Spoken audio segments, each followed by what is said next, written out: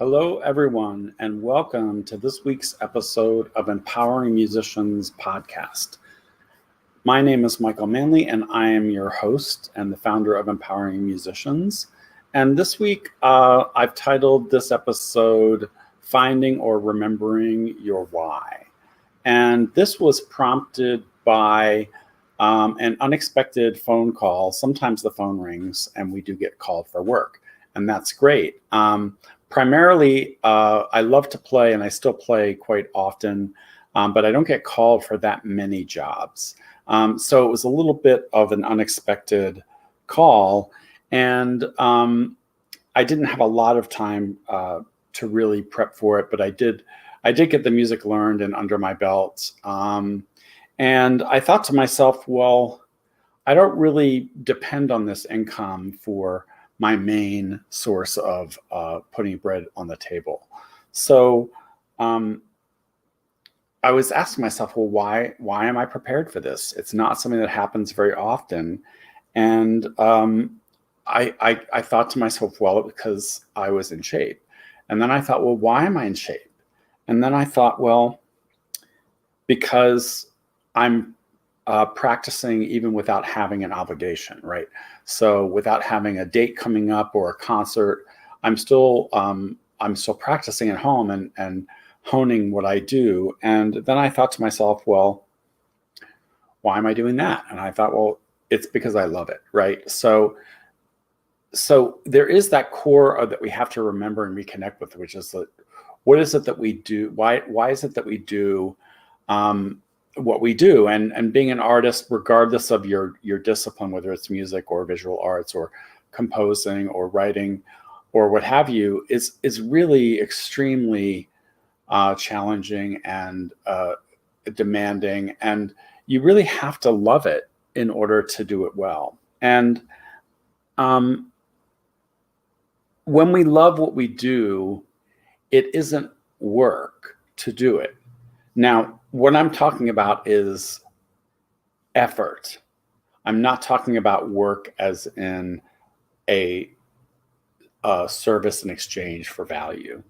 Of course, I definitely believe that when we work as artists, we should get compensated. And I was very happy that I was able to do this job because it was a union job. And I think it's very important that we honor the collective standards that we all work for and do work that respects us as artists. So I was very happy to say yes to this call. And it occurred to me that when we love something, it really is effortless. Now, that does not mean it's easy. Certainly my instrument, the French horn, is not an easy instrument to really master. But it's not effort. We don't have to effort it, right?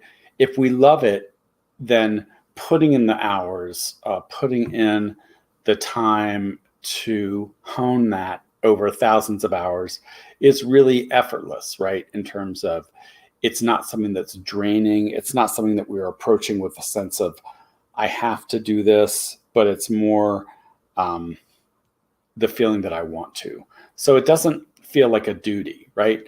Now, some days, excuse me, we will approach it and say, you know what, I've just got to put my 20-minute warm up in this morning, even though I don't feel like doing much of anything right now. And we do encounter those days where we have to sort of talk ourselves into it.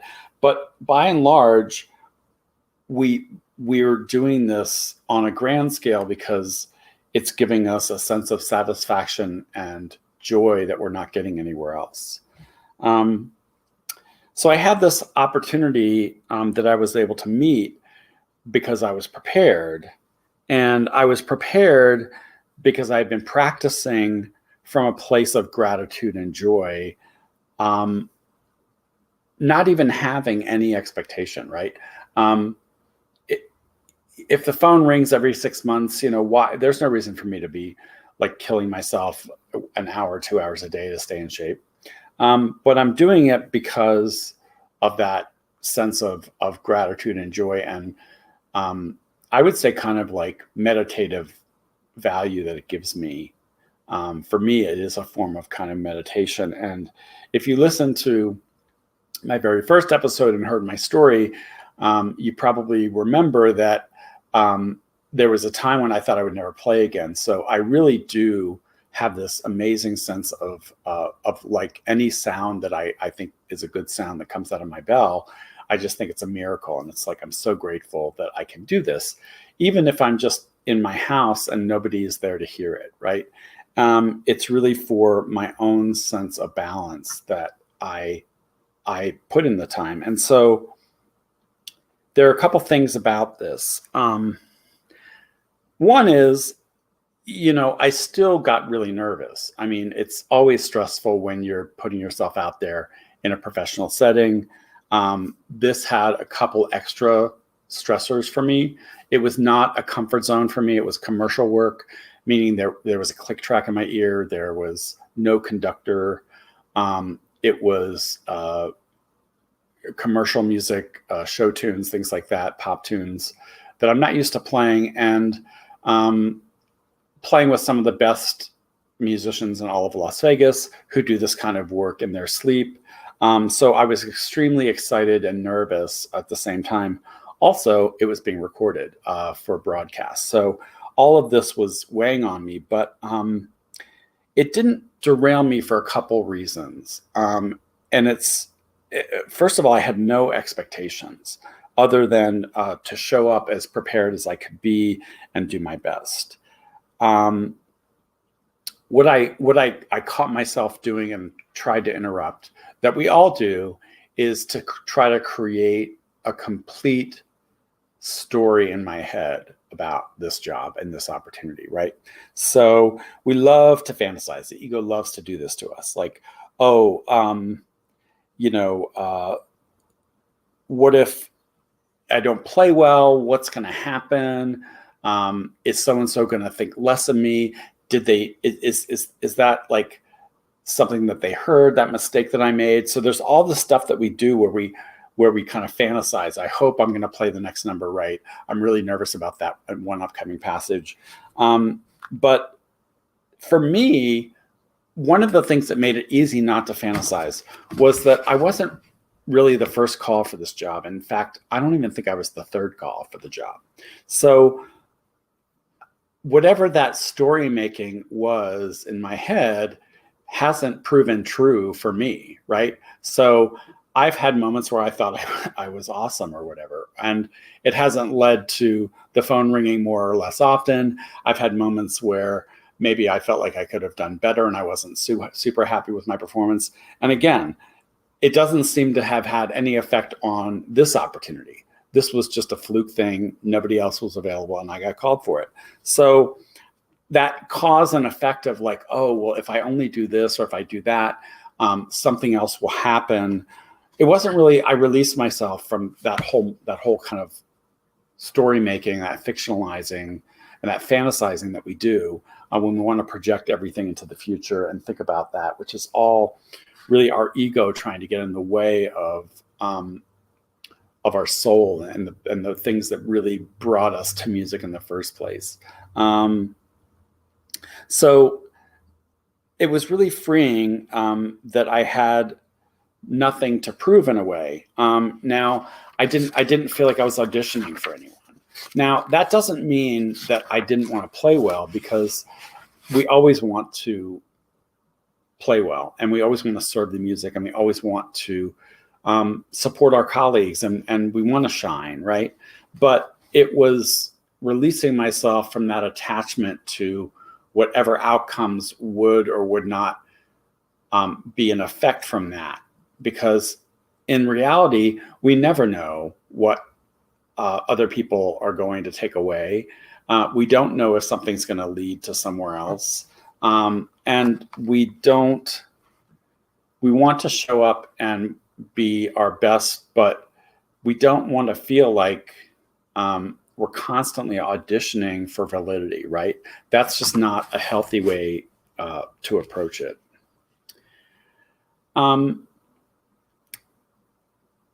And I wasn't perfect, right? I made some mistakes, but I also kind of like reminded myself that, like, wait a minute, like, other people are making mistakes too, like, they're minor and they're probably not going to affect the overall product, but like, nobody's perfect up here. And um, none of us is perfect. And that's not even the goal. And we also, um, we also can get really invested in certain types of perfection. Like for French horn players, um, it often is hitting the right note, because the notes on the horn, because of the way the harmonic series works, and the registers that we play in are very, very close together, right? So they're very, very small targets. And we often think of perfection in terms of, or correctness even, in terms of hitting the right notes. But, if you hit the right note and you're out of tune, or your sound is not great, or you don't phrase something really sensitively, that's equally a problem, right? So all of this stuff around perfectionism is just kind of like, it's kind of like a cesspool, like a whirlpool that'll just suck you in. And at the end of the day, all you can do is be in the moment and play your best, but you can't ever be perfect. And so, again, I got some positive feedback, which was really gratifying. But again, I didn't succumb to that reflex story response, right? Of saying, oh, well, maybe that means this, or maybe that means this, or maybe they're really lying to me and they're just being nice, or maybe they heard that one mistake that I thought nobody heard, and they're never going to call me again, or maybe they'll think that I'm great and I'll get a bunch of calls or whatever. Like, none of that is anything other than fantasizing, right? None of it matters. It's not anything that we can control. It's a waste of energy. So what really is in our control? I think approaching our instrument with that sense of joy and gratitude, so that the music that we make is effortless and not effortful. Even playing perfectly, like even playing a note perfect performance, if I'm showing up and I'm efforting everything and people sense that I have a really negative energy, that's not going to be a great experience for anyone, right? So we always want to have that sense of joy and gratitude and effortlessness, versus a feeling of efforting something, even if we're efforting really well. And we also want to be prepared, right? And we want to serve our colleagues and the music to make the whole sound better. That's really all we can do, right? And I try to remind myself that wanting to be perfect and being nervous around that is really, it's all very selfish, right? And this is hard to think about because it's so counterintuitive, but it's all about you in that moment. And if you can release that and let yourself go and just say, you know what, I'm going to take a deep breath. I'm not going to think about 3 pages ahead. I'm just going to focus on the moment, what's happening in the music around me, and then serving the music and my colleagues. Often, if I can get to that place, my performance is better. And I think that's true of a lot of people. So I was thinking about all of this because in the same time span, I had started a new student who has been playing for a little while as an 8th grader. And I was thinking about the parallels between how I teach and this same experience that I just had about how to show up and serve music, right? And as a performer. And I love dealing with beginners, returners, and recovering from injury players, because they really are eager to progress. And I have a method that really goes back to the square one that that community needs, right? And it involves building in this effortless and sort of joyful, gracious attitude from the ground up. And that means tapping into that joy of playing the instrument. we don't, in my teaching, we don't start with etudes. We don't start with a page of music. We don't start with a music stand. What we start with is the very building blocks of the sound, right? And what I do is I ask students, why did you choose this instrument? Invariably, they will say, well, for me, I heard Star Wars and I just thought, oh, that sound was so cool. Somebody else might have an experience of a video game, or they remember it from a TV show, or maybe their parents were classical music buffs and they grew up listening to Strauss and Wagner and hearing great horn parts. But there's something about the instrument that draws you in, right? You don't say, I really love the piccolo and I love the horn too. Like, it's like you really have to love whatever the sound is that you're working with. And so what I try to do is tap into that. What is it about this that you love? Well, it's the sound. So let's talk about what makes a really good sound and how we can do it. And we work on that. We work on producing this tone that is just really gorgeous and lovely, right? Because that is really where everything else flows. It doesn't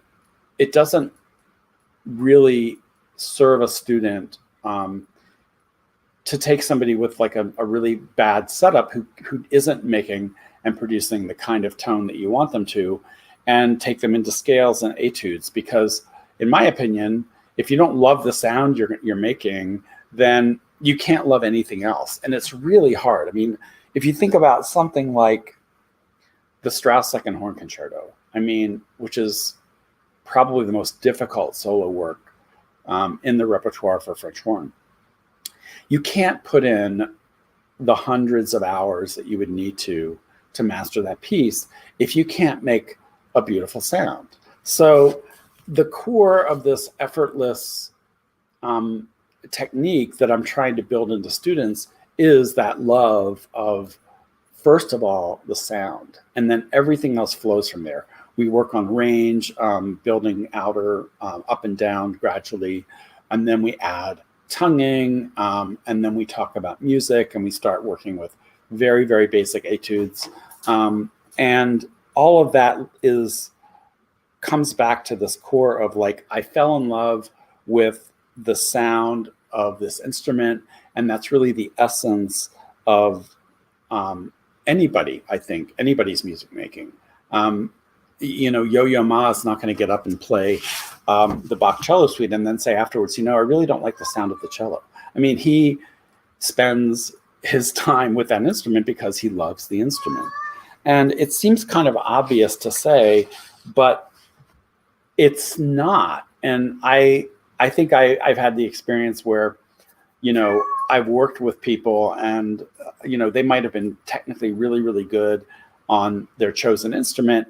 And I would say to myself, do I want to hear that person play a scale and whole notes? Like, do I want to listen to their tone? And if the answer is no, I always want to say to myself,